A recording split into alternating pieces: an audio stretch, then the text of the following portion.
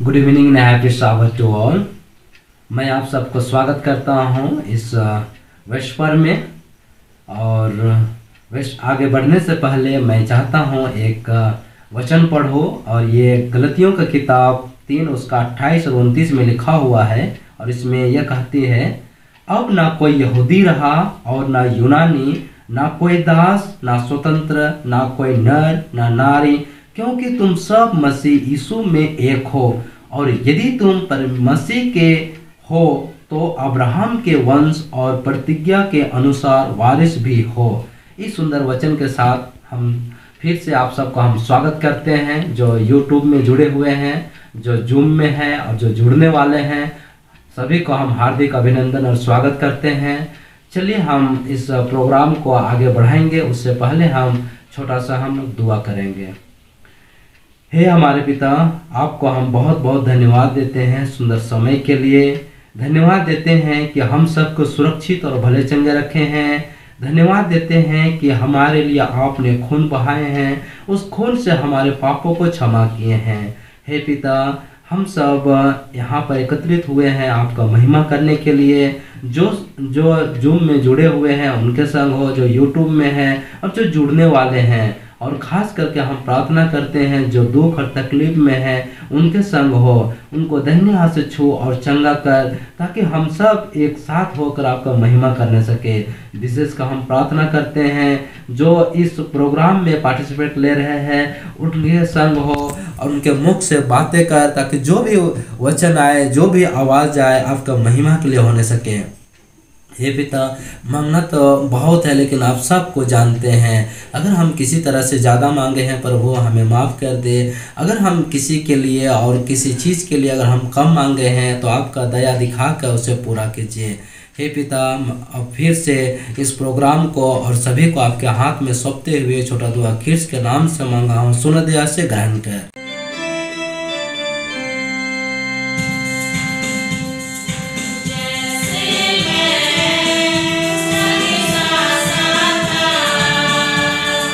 वैसे ही तेरे भी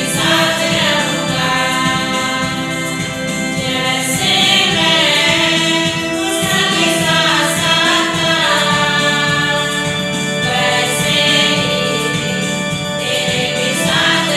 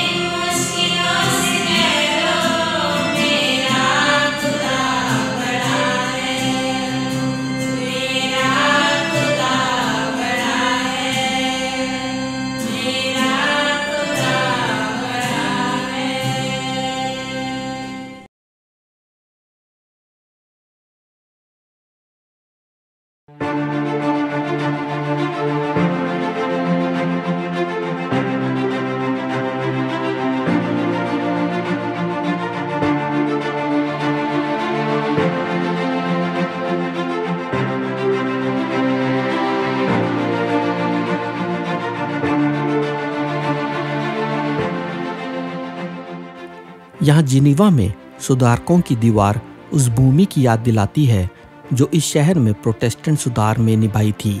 ये शहर पश्चिमी यूरोप के कई पीड़ित सुधारकों के लिए शरण स्थल बन गया। स्कॉटलैंड के जॉन नॉक्स ने कई साल यहाँ बिताए।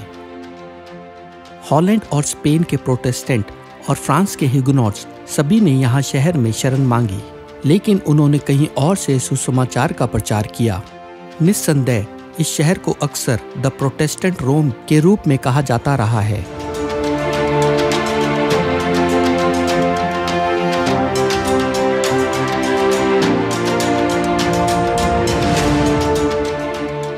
इक्कीस मई 1536 को शहर के सार्वजनिक रूप से सुधारित विश्वास को स्वीकार किया, और जबकि फेरेल यहाँ सुधार में एक प्रमुख सहयोगी था, ये कैल्विन था जो शहर को प्रसिद्ध बनाएगा। कईयों ने कैल्विन को अंतर्राष्ट्रीय सुधारक कहा है। इस तरह शहर की सीमाओं के पार उसका प्रभाव था।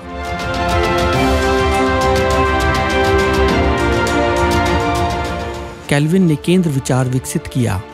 वह एक अटल, सुसंगत धार्मिक प्रणाली था।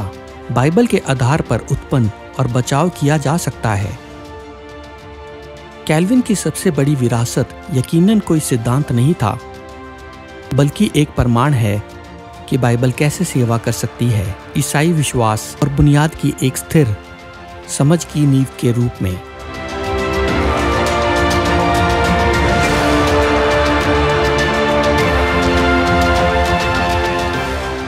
एक और महत्वपूर्ण काम जो कैल्विन ने शहर के लिए किया, वह 1559 में जिनीवा विश्वविद्यालय की स्थापना की थी। कैल्विन का प्रभाव बहुत बड़ा था। 1600 के दशक में उस समय के उल्लेखनीय पुरुषों और महिलाओं से भी अधिक।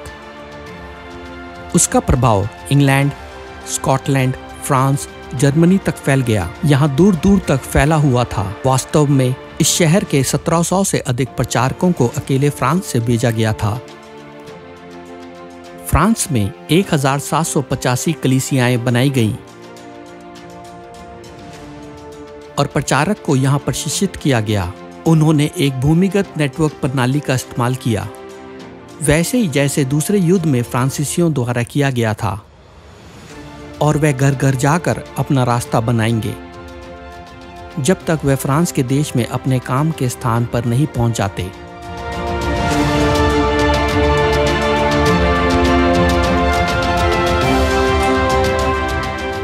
जिनीवा में यहाँ होने वाली सबसे बड़ी चीजों में से एक जिनेवा बाइबल का प्रकाशन था।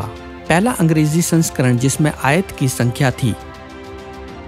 जिनीवा में यहाँ सुधार का विषय था पोस्ट टेनेब्रस लुक्स, जिसका अर्थ है अंधेरे के बाद उजाला। और सही मायने में हम यहाँ सुधार से सीख सकते हैं वह यह है कि जब परमेश्वर के वचन का अध्ययन किया जाता है तब उसे पढ़ा जाता है। यह हमारे मन के अंधकार को दूर कर प्रकाश लाता है। हम परमेश्वर के वचन का अध्ययन करें, हम परमेश्वर के वचन में समय बिताएं कि हमारे मन का अंधकार को परमेश्वर के वचन के प्रकाश से दूर किया जा सके।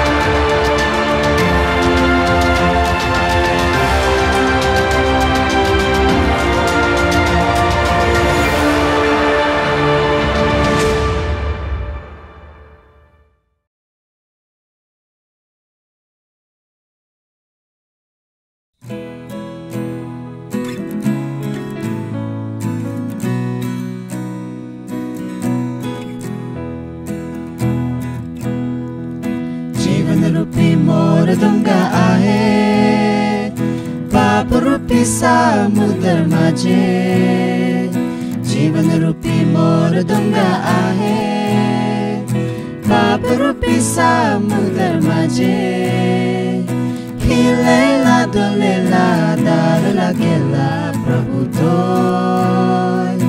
लेके चला हिलेला डोलेला डर लागेला प्रभु तो लेके चला केरा समुद्र माझे डोंगा मौजूद का कैसे जाबो उस पार Kira samudar maje donga mojot ka Kaise jabo usse par Pani कर हलचल से डोंगा हिलेला प्रभु तो लेके चला पानी कर हलचल से डोंगा हिलेला प्रभु तो लेके चला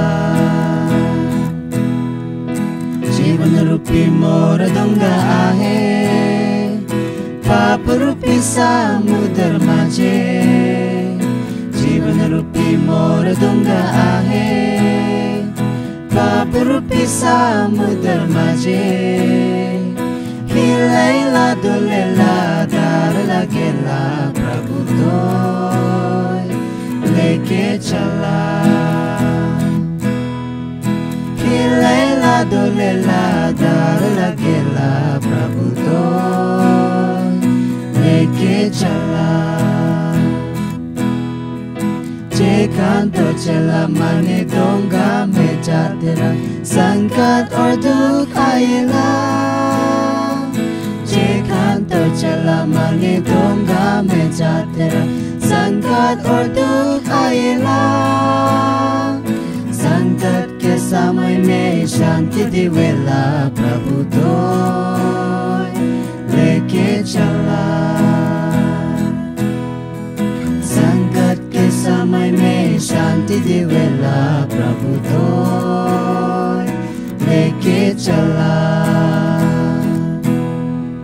जीवन रूपी मोर डोंगा आहे पाप रूपी समुद्र माझे जीवन रूपी मोर डोंगा आहे पाप रूपी समुद्र माझे हिलेला डोलेला डर लगेला प्रभु तो लेके चला हिलेला डोलेला डर लगेला प्रभु तो लेके चला जे canto चला मांगे डोंगा में जा तेरा आंधी तूफान आएला canto चला मांगे डोंगा में जा तेरा आंधी तूफान आएला जिंदगी में मोर प्रभु आए जब होए तब तो लेके चला जिंदगी में मोर प्रभु आए जब होए तब तो लेके चला जीवन रूपी मोर डोंगा आहे पाप रूपी समुद्र माझे जीवन रूपी मोर डोंगा आहे पाप रूपी समुद्र माझे हिलेला डोलेला डर लगेला प्रभु तो लेके चला हिलेला डोलेला डर लगेला प्रभु तो लेके चला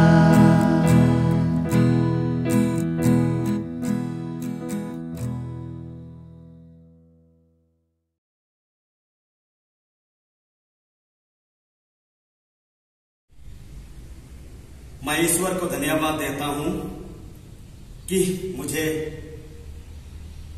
मौका दिया आप लोगों के सामने होकर परमेश्वर के वचन को बता सकता हूं।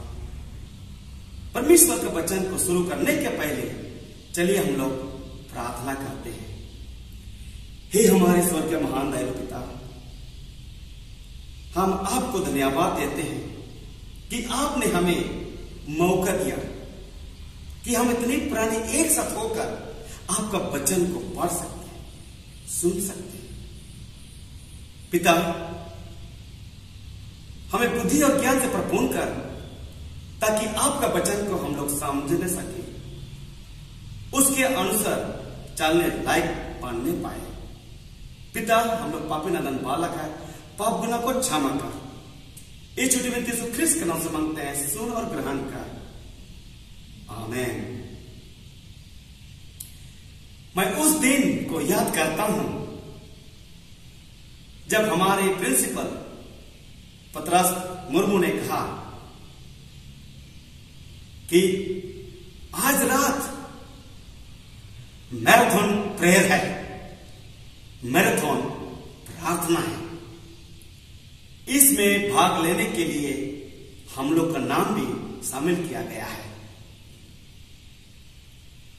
तो प्रिंसिपल साहब ने लिस्ट भेज दिया और मैंने देखा कि रात के समय में हमारा पारी है।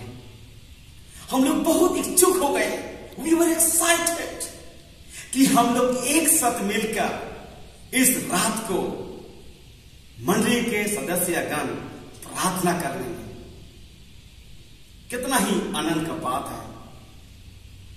तो मैं बाइबल का उस कहानी को याद किया जब पेंटिकोस्ट का दिन समय में ईश्वर के चेहरे लोग एक मन धन लेकर प्रार्थना करने लगे और कितना ही अद्भुत चमत्कार काम हुआ। सच में प्रार्थना एक जरिया है,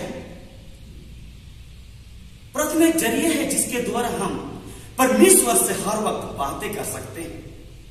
जब कभी भी हम मुसीबत में, तकलीफ में रहते हैं, हम प्रार्थना के जरिए परमेश्वर के पास आते हैं और हम सांत्वना पाते हैं। कितना ही आनंद और खुशी का बात, परमेश्वर ने ऐसा माध्यम दिया, ऐसा जरिया दिया जिससे हम हर वक्त जब चाहे तब हम अपने परमेश्वर के पास जा सकते हैं, मिल सकते हैं, बातें कर सकते हैं। मैं आप लोगों को बाइबल का उस पदस्थल पर लेके जाता हूं जहां पर बताया जाता है भजन संहिता 121 का 8 में, भजन संहिता 121 का 8 में, यूं तेरे आने जाने में तेरी रक्षक अब से लेकर सदा तक करेगा। यह हुआ आपका रखवाला, आपका देखभाल करेगा, आपका आने जाने में देखभाल करेगा, आपके साथ सदा रहेगा। इसका परिणाम हम बाइबल में पाते हैं जब एलिजा नबी ने उस पर्वत कर्मेल में पाया 450 लोग इकट्ठा होकर, और एक तरफ एलिजा नबी अकेले इतने लोग को सामना करने के लिए खड़े हो गया। क्यों? कैसे कैसे इसकी हिम्मत हुआ इतने लोगों को सामना करने के लिए? उस जगह पर मैं और आप रहते तो क्या करते? जरा सोचिए। उस घड़ी को जब मैं देखता हूं, उस घड़ी के बारे में मैं सोचता हूं, तो सचमुच में डर और भय लगता है। लेकिन परमेश्वर का इस वचन हमें आश्वासन देता है कि देख, मैं तुम्हारे साथ हर वक्त रहूंगा। इसी भरोसा और आशा में एलिजा दृढ़ रहा, क्योंकि उसका परमेश्वर से संबंध अटल रहा, मजबूत रहा। देखिए उस कहानी में इतने लोग इकट्ठा होकर एलिजा से कहने लगे कि हमारा परमेश्वर सच्चा है, हमारा परमेश्वर जीवित है।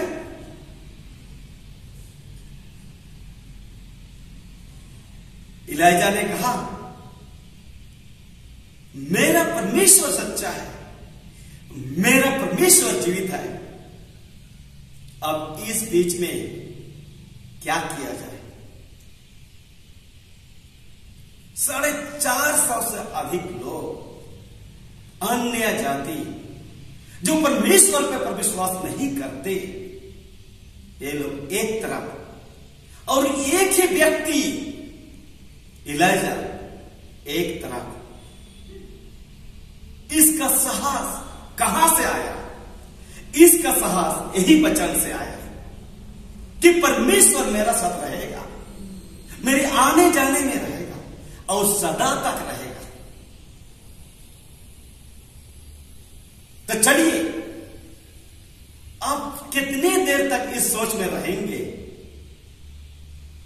सबसे पहले आप लोग अपना परमेश्वर को बुलाइए। आप लोग इस वक्त परमेश्वर को बुलाइए। अगर आपका परमेश्वर सच्चा है तो आपका प्रार्थना को सुनेगा और आसमान से आग गिराकर इस बाली को जलाकर भस्म कर देगा। तो कौन पहले शुरुआत करे? इलाइजा ने कहा, आप लोग शुरू कीजिए। तो वो लोग क्या किया? आग जलाया, वेदी बनाया और बाली चढ़ाया और प्रार्थना करने लगी। पहला राजा 18:21 में इस कहानी को पढ़िएगा।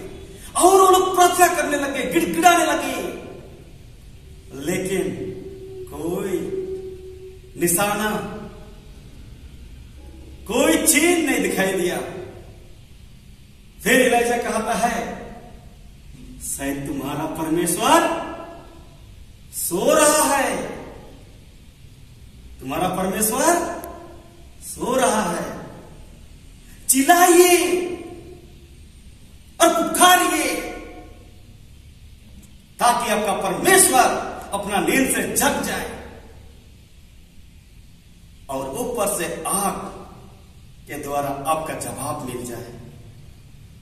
फिर वो जोर से लगाया, फिर चिल्लाया, फिर अपने आप को तकलीफ देने लगा, मारने लगा और कहने लगा, ये इस बार जवाब दो। क्या उनका जो भगवान है उत्तर दिया? क्या उनका प्रार्थना को सुना? नहीं। फिर से इलाइजा कहने लगा, पुकारो, बुलाओ, गहरा नींद में है, जग जाएगा। लेकिन नहीं। फिर क्या हुआ? और लोग थक गए और कहने लगे कि हमारा परमेश्वर नहीं सुना। इलाइजा ने कहा, ठीक है, अब मैं शुरू करता हूं, अपना परमेश्वर से पुकारता हूं और आज देखेंगे किंग का परमेश्वर जिंदा जीवित परमेश्वर है। फिर वेदी में बाली चढ़ाया गया और इलाइजा ने कहा कि आप लोग इतना पानी डाल दीजिए कि वेदी से लेकर नीचे तक पानी रहे, पूरा भिगा दीजिए ताकि कहीं सूखा जगह ना रहे। तो ये लोग सोचने लगे और बोलने लगे, ये कैसा व्यक्ति है, ये भिगा हुआ चीज कैसा जलेगा? सोचने लगा होगा। लेकिन इलाइजा जानता है, क्योंकि वो कौन परमेश्वर को विश्वास करता है, कैसे परमेश्वर को विश्वास करता है, क्योंकि इलाइजा का विश्वास अटल और मजबूत है, अटल और मजबूत है। इसलिए इलाइजा सोचने लगा, नहीं, आप लोग और पानी डालिए, और पानी डाला। इलाइजा परमेश्वर से बातें करने लगा। परमेश्वर से बातें करने लगा। कुछ ही देर में इलाइजा का प्रार्थना का उत्तर आग के जरिए आ गया और वेदी में जितना भी बलि रखा हुआ था जल कर राख हो गया। लोग देखकर डरने लगे और कहने लगे, सचमुच में इलाइजा का परमेश्वर ही जीवित और सच्चा परमेश्वर है। जी हां, हमारे परमेश्वर जीवित है, हमारा परमेश्वर सच्चा है, हमारा प्रार्थना को सुनता है, हमें कभी छोड़ेगा नहीं, हमें कभी छोड़ेगा नहीं। मैं एक उदाहरण तौर पर अपना जीवन के बारे में बताना चाहता हूं कि इस प्रकार परमेश्वर ने मेरा प्रार्थना को सुना। और जब कभी भी मैं इस उदाहरण को देता हूं और लोगों को बाता हूं तो मेरे रुआ रुआ खड़ा हो जाता है। क्यों? क्योंकि परमेश्वर ने ऐसा उत्तर दिया कि लोग देखकर चकित हो गए कि सच में परमेश्वर जीवित है। मैं आप लोगों को उस घड़ी का, उस समय का बारे में बताना चाहता हूं। 2008 में जब हम लोग एक रिसोर्ट में गए हुए थे, कलकत्ता का नामी रिसोर्ट। वहां बहुत सारी सुविधाएं हैं, हॉर्स रेसिंग है, घोड़सवारी के लिए जगह है, बैडमिंटन खेलने के लिए जगह है, साथ में स्विमिंग पूल भी है। मुझको और परितोष हलदर को यह जिम्मेदारी दिया गया था कि जो कोई बच्चे स्विमिंग पूल में जाएंगे उनको तुम दोनों देखभाल करना, ये तुम दोनों का जिम्मेदारी है। और हमने कहा ठीक है सर। तो हम लोग उस रिसोर्ट में गए, बच्चे अपना सामान, स्विमिंग ड्रेस पहन लिए और पानी में छलांग लगाए। कितना ही आनंद और खुशी मना रहे हैं, पानी में डुबकी लगा रहे हैं, कोई निकल रहे हैं, हाइड एंड सीक खेल रहे हैं। बच्चा को देखकर हमें बहुत आनंद और खुशी लग रहा है और बच्चे बहुत ही उत्सुक और आनंद मना रहे हैं।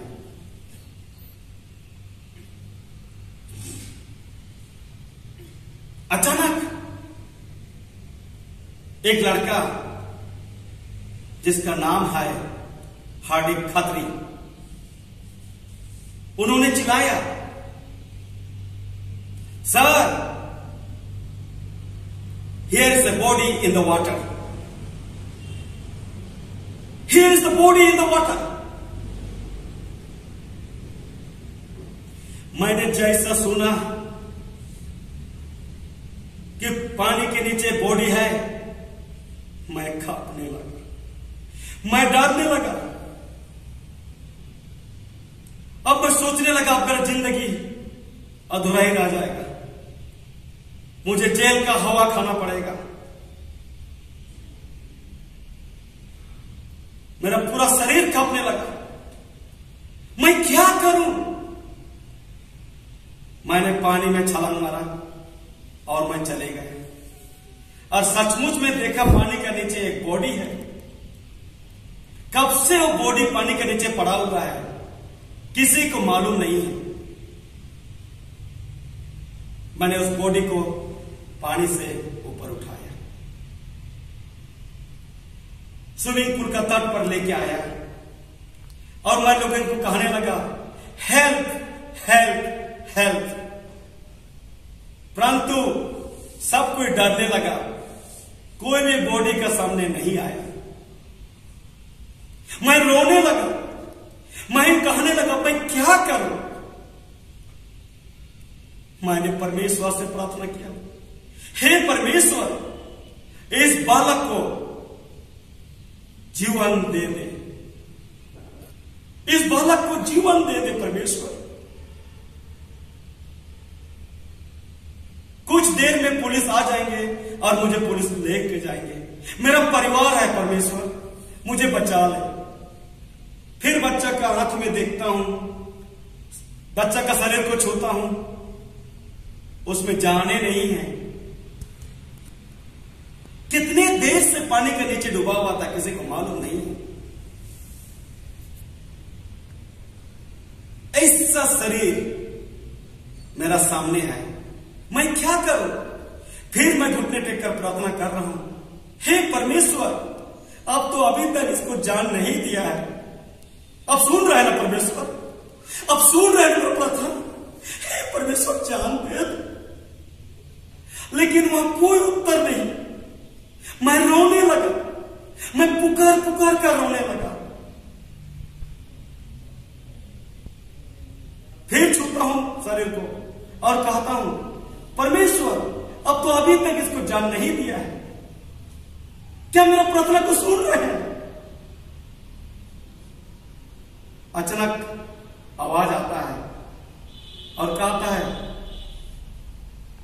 बच्चा का शरीर को जरा दबाओ। और मैं जरा दबाया। फिर आवाज आता है कि और जोर से दबाओ। फिर मैं दबाया और बच्चा का मुख से पानी निकलने शुरू हुआ। और जैसा बच्चा का पानी मुख से शुरू हुआ निकलना, और कुछ देर के बाद बच्चा ने आंख खोला और कहने लगा, सर वेयर एम आई। मैं इतना आनंद और खुश हुआ कि परमेश्वर ने मेरा प्रार्थना को सुन लिया। नहीं तो प्रिय भाई और बहन, मैं आपके सामने इस प्रकार खड़े होने लायक नहीं रहता। मैं जेल का हवा खाता और साथ में मेरा क्या हो जाता मैं नहीं जानता। लेकिन परमेश्वर ने मुझे बचाया, परमेश्वर ने मेरा प्रार्थना को सुना। और जिस व्यक्ति ने कितने देर तक पानी के नीचे में डूबा हुआ था, उसको जीवन दान किया। इस लड़का का नाम है ऋषभ गोयनका। ऋषभ गोयनका अब एक कंपनी में काम करता है। फेसबुक पे इसको लिखिएगा ऋषभ गोयनका बोलते हैं। इस लड़का भी जीवित है। मैं कभी कभी उसको पूछता हूं, क्या तुम याद करते हो उस घड़ी, याद करते हो जब तुम पानी में डूब गया था। लड़का बोलता है, हां सर, मैं कैसे भूल सकता हूं। कितना विद्यार्थी गान हुआ खड़े होकर उस दिन ईश्वर का चमत्कार को देखा, ईश्वर का अटल प्रेम हमारे ऊपर, ये चीज को देखा। सच में परमेश्वर आपको मुझको प्रेम करता है, आपको मुझको प्रेम करता है, कभी छोड़ेगा नहीं और छोड़ेगा नहीं, क्योंकि परमेश्वर हमें प्रेम करता है। मैं और एक उदाहरण देना चाहता हूं प्रिय भाई और बहनों। प्रेम और परमेश्वर का प्रेम आप लोगों के बीच में कितना अटल है, कितना मजबूत है। परमेश्वर हमें कभी छोड़ता नहीं है, लेकिन हम लोग परमेश्वर से दूर चले जाते हैं। हमारा संबंध किस प्रकार का है, यही गिनती करता है।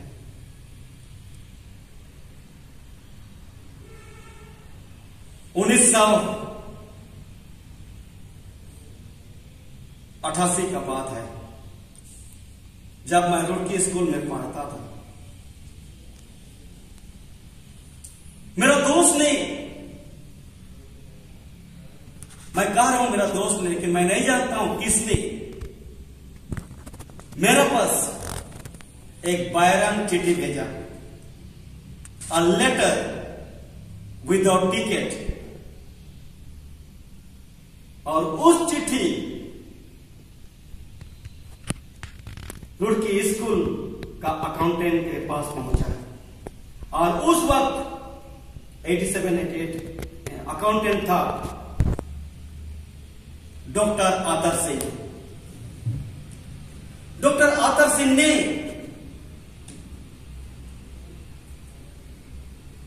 बुलाया और कहा कि तेरा चिट्ठी आया है, 1 रुपया तुमको देना है और इस चिट्ठी को तुमको दिया जाएगा। तो मैंने सोचा 1 रुपया क्यों सर? तो उसने कहा यह तो बायरन चिट्ठी है। तो मैंने कहा इस चिट्ठी को मैं नहीं लूंगा। डॉक्टर आतर सिंह ने कहा चिंता मत करो, ले जाओ। और मैं चिट्ठी को लिया और देखा चिट्ठी का अंदर 40 रुपया मुझे मिला, क्योंकि उस समय 40 रुपया मेरे लिए 40,000 की तरह था, क्योंकि मेरे पास कोई पैसा ही नहीं था, कुछ रुपया ही नहीं था। लेकिन हर वक्त परमेश्वर से मैं प्रार्थना करता था कि मेरे लिए तेल साबुन के लिए कुछ पैसा परमेश्वर अब उपाय कर दे। मेरा ऐसा समय आया कि साबुन खरीदने तक मेरे लिए कोई रुपया नहीं था। मैं बहुत चिंतित में रहता था, बताओ तो मैं किसको बताऊं? मेरा पिताजी ने जब मैं घर छोड़ा मुझे बताया और कहा बेटा मैं तुम्हें कुछ पैसा दे नहीं सकता, मेरे पास कुछ रुपया नहीं है, लेकिन मैं तुमको एक चीज देता हूं, ध्यान से सुनो और अपना पास में रखो। यह ईश्वर का वचन है, यह मिलता है पहला पतरस 5:7 में। पहला पतरस 5:7 में इतना सुंदर वचन है। एक आता है कि अपना सारा चिंता उस पर डाल, क्योंकि वो तुम्हारा ध्यान करता है। अपना सारा चिंता उस पर डाल, अपना सारा चिंता परमेश्वर पर डाल, क्योंकि परमेश्वर तुम्हारे लिए ध्यान करता है, तुम्हारे लिए सोचता है। प्रिय भाई और बहनों, ये मेरे पिताजी ने इस वचन को मुझे दिया और कहने लगा हर वक्त याद करो। और आज मैं जानता हूं ये वचन, ये परमेश्वर का वचन क्या इतना ही महत्वपूर्ण है, इतना मूल्यवान है, इसका से कोई बराबर हम तुलना नहीं कर सकते। पहला पतरस 5:7 मेरे जीवन के लिए एक अनोखा वचन है। Cast your care upon him for he careth for you. अपना सारा चिंता उस पर डाल, तुम्हारा ध्यान करता है। हाँ मेरे प्रिय कलीसिया के सदस्य, कलीसिया के भाई और बहनों, मैं आप लोग को अर्जी करता हूं और कहना चाहता हूं कि हमारे परमेश्वर जीवित है, हमारा परमेश्वर जिंदा है, हमारा परमेश्वर प्रार्थना को सुनता है। मैंने प्रार्थना किया, मैं प्रार्थना को सुना, मेरा प्रार्थना का उत्तर दिया। ये मेरा अनुभव, मेरा प्रमाण। मैं आप लोगों के सामने गवाही के तौर पर पेश किया, या मेरी जिंदगी में हुआ, क्या आपका जिंदगी में हुआ है? मैं जानता हूं आप लोगों से बहुत कोई तो अगर कहूंगा कि आपका जीवन में परमेश्वर ने क्या किया, तो बहुत सारे लोग खड़े पर कहेंगे कि मेरा जिंदगी में ये किया, वो किया। हाँ, क्योंकि हमारे परमेश्वर जीवित है, हमारा प्रार्थना को सुनता है, हमारा परमेश्वर सच्चा परमेश्वर है। चलिए मेरे प्रिय और भाई और बहन, हम परमेश्वर के पास आए, हम परमेश्वर पर भरोसा रखें, हम परमेश्वर पर अपना मान धन को जिम्मा कर दे। उसका सेवा हमारा कौन है? उसका सेवा हमारा कोई नहीं है। चलिए हम लोग प्रार्थना करते हैं। हे हमारे स्वर्गीय महान दयालु पिता, हम आपको धन्यवाद देते हैं कि आपने हमें मौका दिया कि आपके वचन को इतने मसीह भाइयों को बताने के लायक मुझे बनाया। इसके प्रति मैं आपको धन्यवाद देता हूं। हे पिता, हमें आपके साथ रहने के लिए पवित्र आत्मा दान दे, ताकि आपका विश्वास में हम लोग अटल रहे, मजबूत रहे, आपके राह से हम लोग भटक ना जाए, परंतु आपका राह में चलने के लायक हमें बना। हम सब पापी है पिता, हमारे पाप गुनाह को क्षमा कर। हम सब कोई अपने आप को आपके हाथ में सौंप देते हैं। ये छोटी विनती यीशु ख्रीस्त के नाम से मांगते हैं, सुन और ग्रहण कर।